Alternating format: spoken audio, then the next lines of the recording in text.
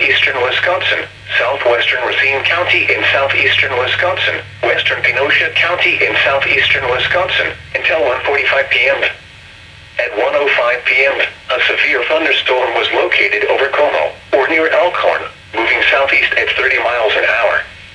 Hazard, 60 miles an hour wind gusts and quarter-size hail. Source, radar indicated. Impact, hail damage to vehicles is expected. Expect wind damage to roofs, siding, and trees.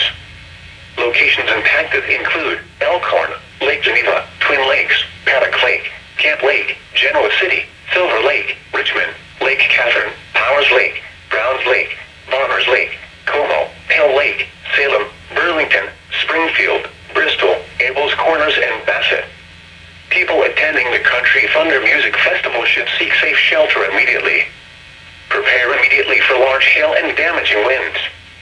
People outside should move immediately to shelter inside a strong building. Stay away from windows,